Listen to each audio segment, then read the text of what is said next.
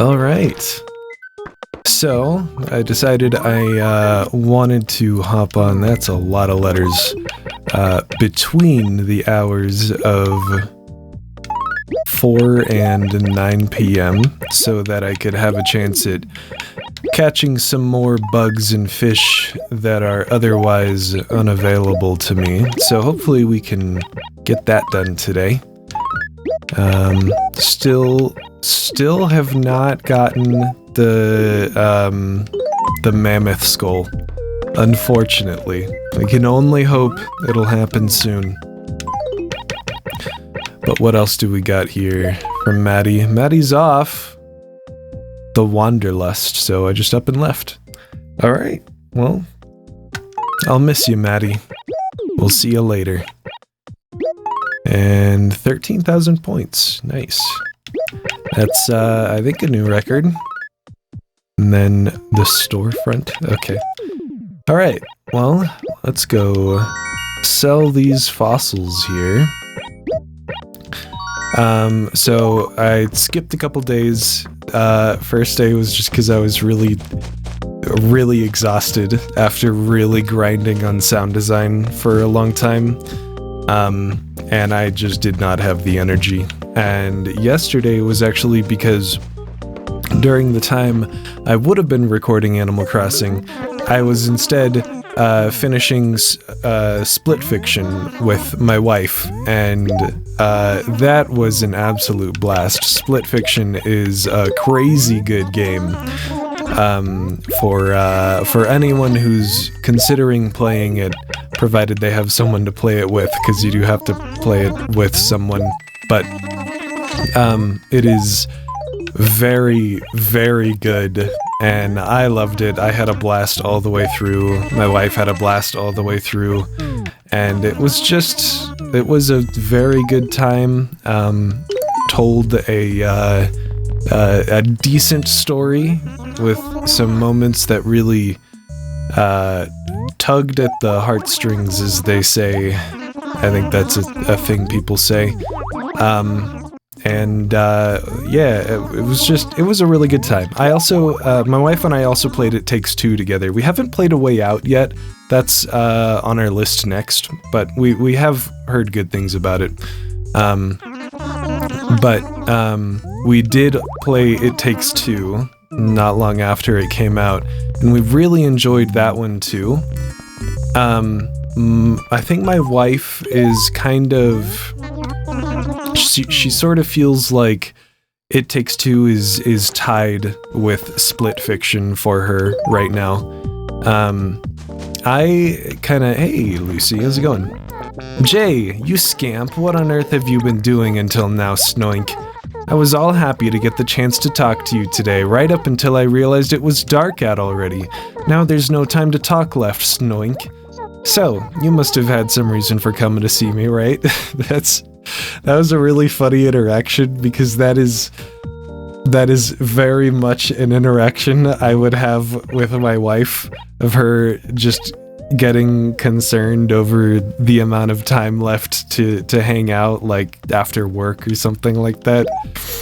Great timing, Snoink. As a matter of fact, I was hoping to get you to deliver this thing for me. Just the other day, Pippi stopped by and must have forgotten this picture book. I truly hate to impose, but do you think there's any way you could drop this off for me, Snoink? Yeah, I'll handle it. Good luck, Jay. I'm sure you'll do your best, Snoink. Alright. Yeah, personally, I think I like Split Fiction way more than I liked It Takes Two, which is not to say I disliked It Takes Two in any way. I think I already said I really, really enjoyed It Takes Two. Hey, Murphy. Hey, it's Jay. Were you crashed out all day or what? I forgot I did that to you. I'm so sorry. Well, each person has their own lifestyle, I suppose. Some are better than others. Hey, why are you even talking to me? This is the worst. I don't know why I did that to you. Let's talk. It's getting to be about that time. Before you know it, there's going to be a massive explosion of color. It's already kind of happening. It's very... Oh, you're talking about spring. I thought you were talking about the time of day. The blossoms will be blooming. It'll be like we painted the town red. It'll be wonderful. I actually didn't know this game had cherry blossoms. I think that's what he was talking about. So you're one of those odd nocturnal folk, aren't you? A creature of the night. Oh, when I was young. What am I saying? No, no, no. Yeah, okay, you're not that old yet. I got this delivery for you. There you go. Is that my picture book? Why in the wide world do you have it, Swag Out? Oh, duh, so that's what this is all about. Lucy asked you to return it to me, huh? Wow, that's, like, so helpful. Thanks a ton, Swag Out. I wanted to thank you, so I got some furniture just for you, Swag Out. Why, thank you. Jay, it's nice to know that there are people like you willing to go the extra mile, Swag Out. Thanks, Pippi. What is this furniture? Tall cactus. That might be something I've already had. I don't know. I'll have to take a look. I want to do some fishing. So I feel like for me, split fiction. Where is my fishing pole? Split fiction was way more consistent than It Takes Two was. Split fiction had way less, like, way fewer lows than It Takes Two, and it still had a lot of the same highs, in my opinion. And so, whereas when I was playing It Takes Two, I felt like I was just, like, you know, some parts were really fun, and at other times I was like, I'm a little bored right now. Like, I guess I could probably be doing something else. And Split Fiction was, it was always that, like, baseline level of fun, at least.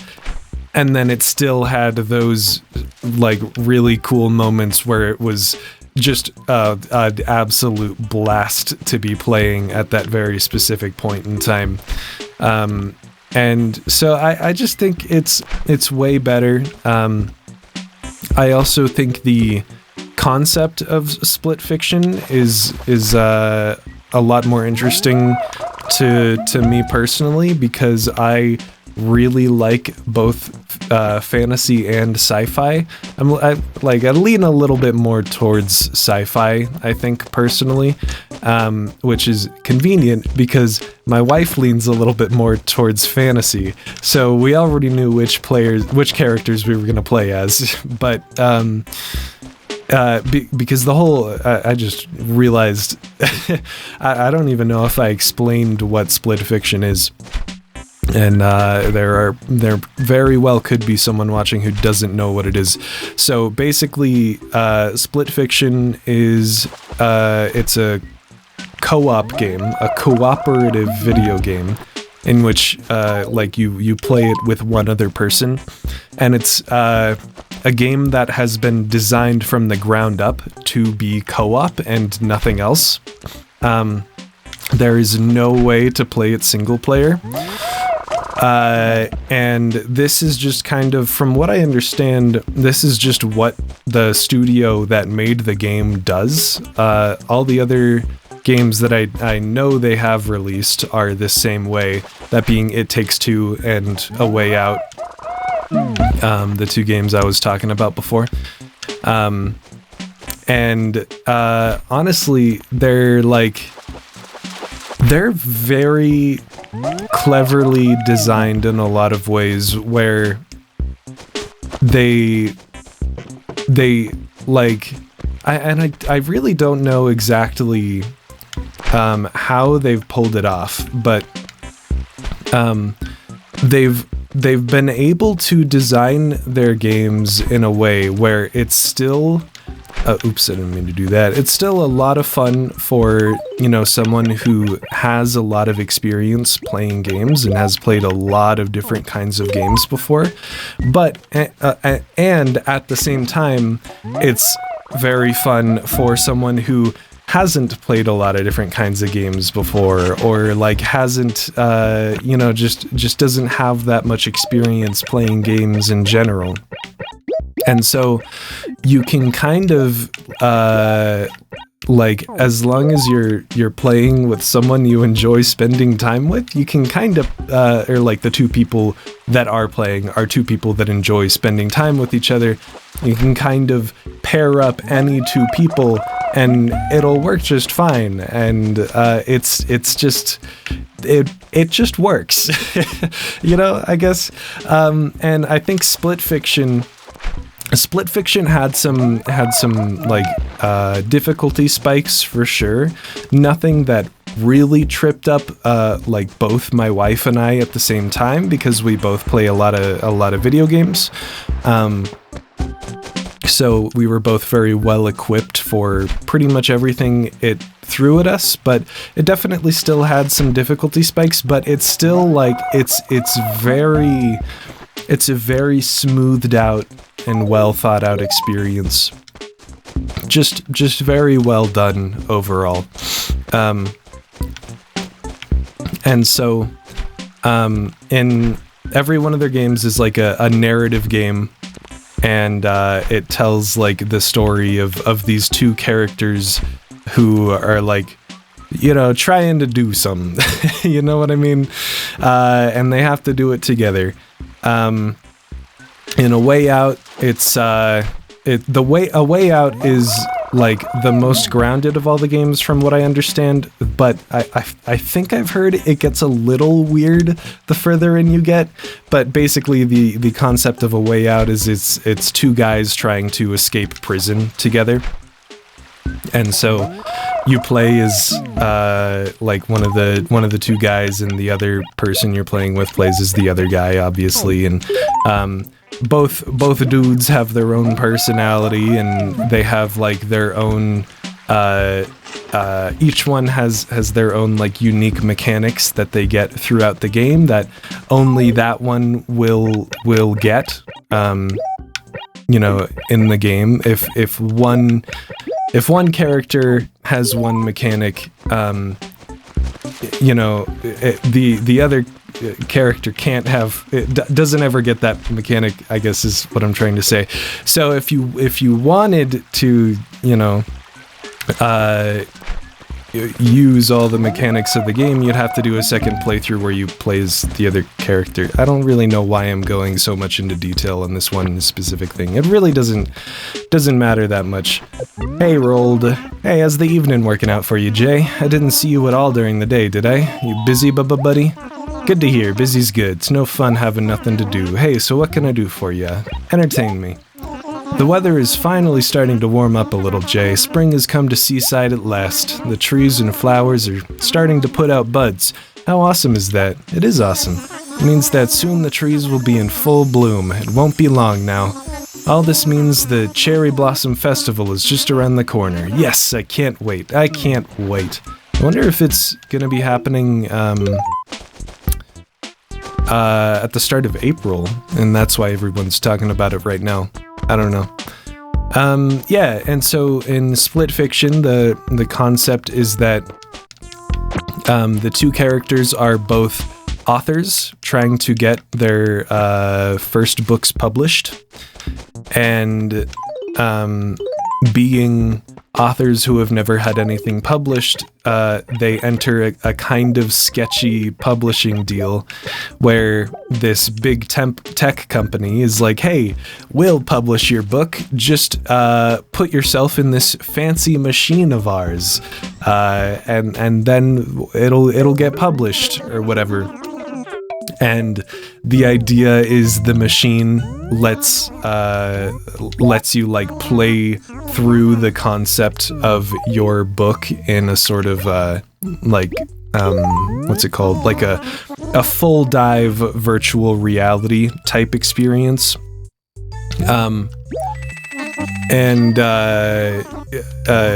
This isn't made clear to them beforehand that they'll have to be like put in a machine in order to have their book published. And so one of them, like one of the two authors, she's like totally down with it. She doesn't care. She gets in it, and it's like a whole group of authors that they're doing this to all at once, basically.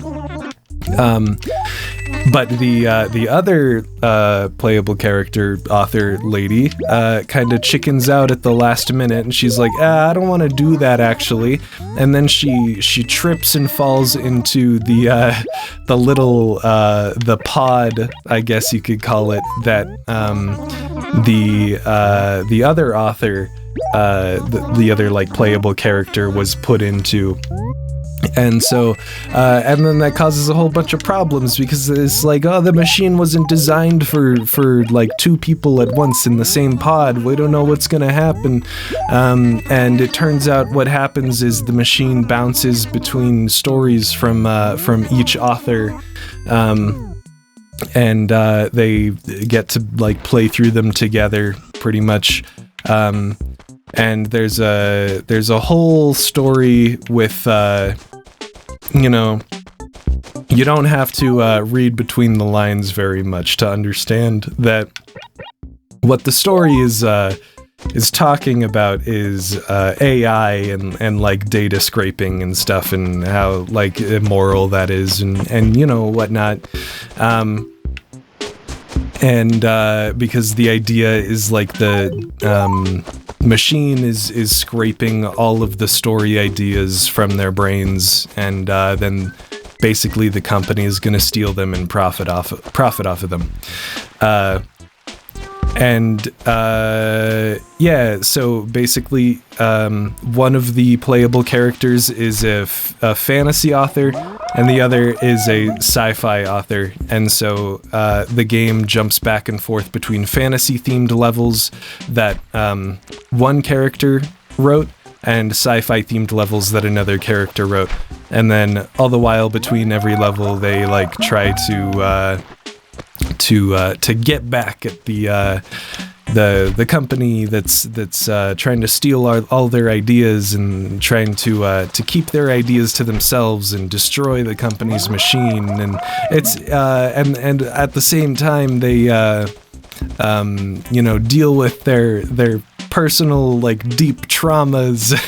And it's a really interesting story. I like it a lot. But the gameplay obviously is where it really shines, and the game design and the world and environment design. I remember there was one, there are like little like short optional levels that are scattered throughout the game.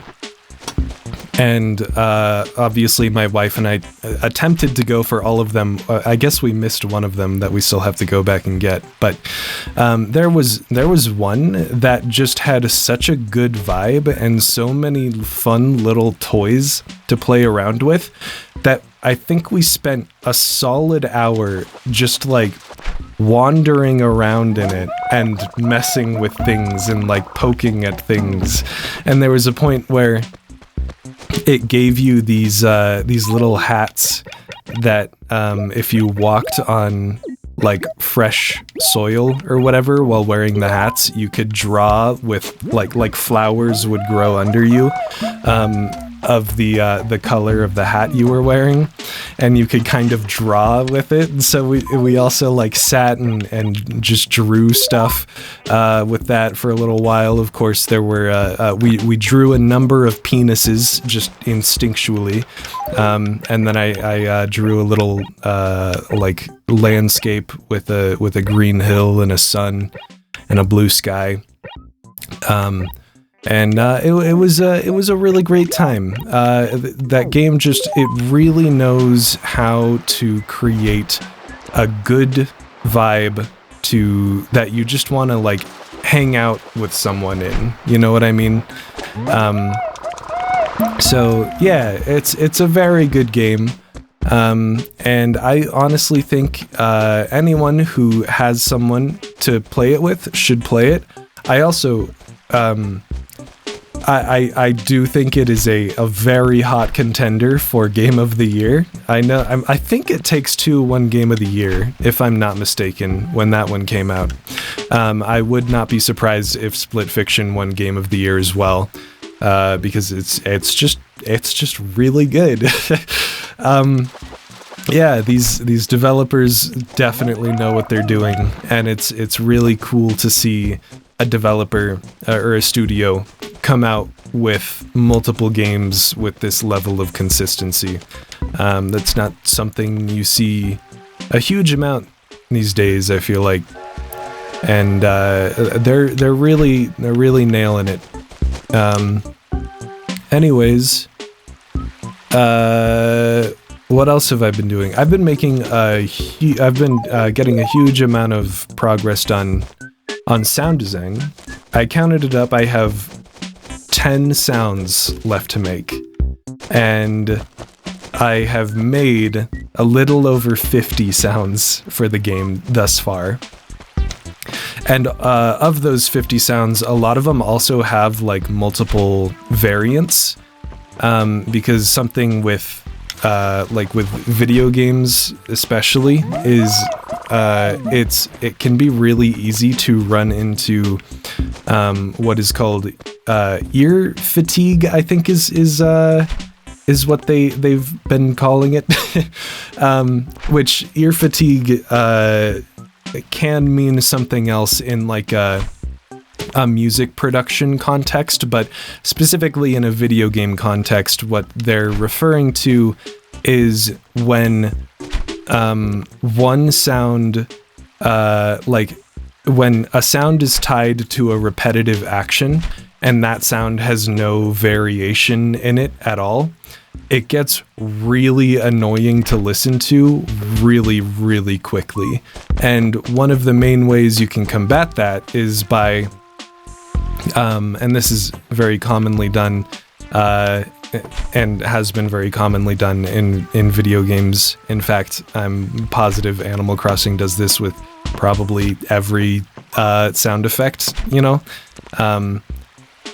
So you can probably hear it with like some of the gameplay that's happening, but basically the idea is just ever so slightly randomizing the pitch of a sound effect every time it's played.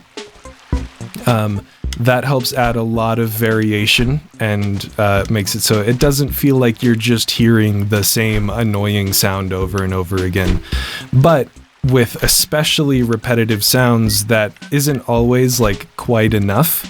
And so in those cases, you want to create multiple variations on the same sound to really avoid ear fatigue as much as possible. And so, like, for example, the footstep sounds are a great example of this. There are multiple different types of footstep sound effects that are playing here, and I'm not just talking about for different materials like dirt versus grass. I mean, if you're just listening to the grass footstep sounds, there are like a few different types of sound effects that it's randomly playing between. And then on top of that, within all those, it might just be really subtle, or maybe it's even not there. Honestly, I'm not sure, but they would probably be randomizing the pitch just a little bit as well. When you randomize the pitch like that, you do have to keep it really subtle, because if it's too much, it sounds really goofy. So it's something you have to be careful with, so that, you know, you're not randomizing it so little that it has no effect, but you're also not randomizing it so much that it just sounds bad. But yeah, so a lot of those 50 or so sounds that I've made, a lot of those also have different variations for the purpose of avoiding ear fatigue. And so and I didn't count those in like my total count of the total amount of sound effects I made. And so if I were to include those, I think the total count would probably go up to like closer to 70 sounds in total, which is crazy. I did not realize I was making that many sound effects, but that's what it necessitates. So, you know, that's what I'm gonna be doing. And yeah, I only have 10 sounds left to make. Most of those I think are not going to be that hard to put together, because it's just gonna be a combination of like letter tile sounds and playing card sounds mostly, I think. And I can probably reuse a lot of similar stuff that I've already, made. Like the actions involved for the remaining sounds are very similar to the actions involved for a lot of sounds that I've already made, and so I think I can reuse some concepts and stuff. Of course, I'm probably not just going to reuse the sounds verbatim unless it makes sense to, but I'm definitely going to be doing some similar sounding stuff and it just makes sense to, because it wouldn't make sense if you wanted the sound design to feel cohesive for two similar actions to sound completely different, you know what I mean? So, that's how sound design is going. I think I can, I might even be able to get those final 10 sounds finished tomorrow. I am taking a break from sound design today because I've been kind of grinding really hard on it. But I might be able to get it all finished tomorrow. If not, definitely within like another 2 or 3 days of work, I can get it all done, and then I can send it off to Mark Brown. He did say he's taking a break from game development for the most part this month because he needs to focus on YouTube videos for a little while. So I don't know if I'm going to get like how quickly he's going to be able to get back to me on what sounds he likes and what sounds he would like for me to change. But either way, after I get this first batch of sounds submitted, I'm probably going to be taking a break from audio work for a little bit at least. I am excited to get back to work on the Gorecore soundtrack because me and I might have already mentioned this, but one of the other artists working on the soundtrack for that game, we have been talking about collaborating on at least one song on the Gorecore soundtrack, and I think that is the next song I want to work on is the song that I collaborate with them on. So I'm very excited about that. I really like doing like collaborating with people on music stuff. It's a lot of fun to have someone to bounce ideas off of, especially because, and this is something I really want to work on. I have a lot of trouble with I'm probably gonna wrap up here pretty soon. I'm not catching anything right now. I have a lot of trouble. I think like my weakest area when it comes to music is I have a really hard time coming up with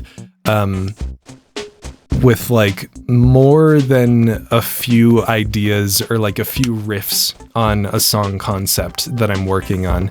And that often results in my songs being like 1.5 to 2 minutes long, which is not inherently bad. Like that can be a good thing for sure.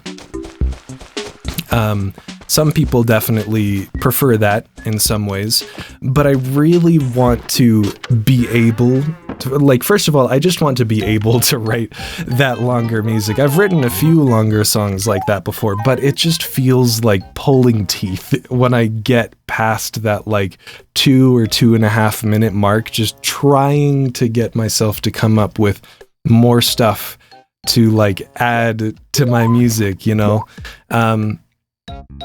And it becomes a struggle, and I really want it to not be a struggle in case I have to write a longer song for something, you know, in the future. or like just longer music in general for something in the future. But also, I have been listening to a lot of Anamanaguchi recently, and they have some pretty long songs. I want to say their average song length is probably at least 4 minutes, which is crazy to me as someone who struggles trying to reach 2 minutes. It's crazy that they can pretty routinely reach like 5 or 6 with their music. And there's really something about like, I mean, first of all, Anamanaguchi's music is just phenomenal, but second of all, there's something about longer songs like that where like there is more you can do with them, and at face value that sounds like a really a dumb thing to say, because obviously there's more time to do things, but what I mean is like, and this is a very pretentious way of putting it, but when you have a longer song like that, it's like you can sort of create a journey for the song to go on, where it can start as one thing and then slowly turn into sort of another thing, and then maybe turn into even a third thing by the end, or even, and this is what Anamanaguchi does so much that I really like, go back to that first idea by the end.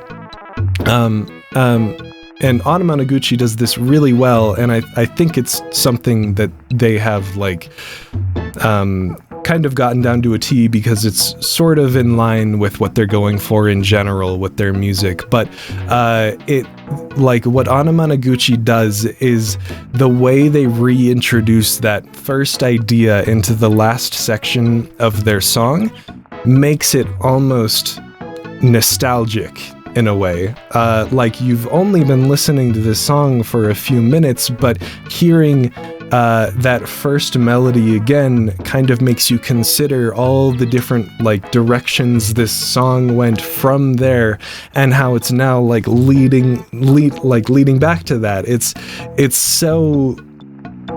It's just really good. And I want to be able to do that with my music, and it's very hard. I think it could also be a thing where it's just easier to write songs that are longer like that when you're working in a group, because Anamanaguchi is a band. It's 4 people. And so you have any one of those, any one of the people in Anamanaguchi has 3 other people to bounce ideas off of at any given time. And so I feel like at that point, like, iteration becomes a lot faster, and you have so many more ideas than if you're just working by yourself, like I am most of the time,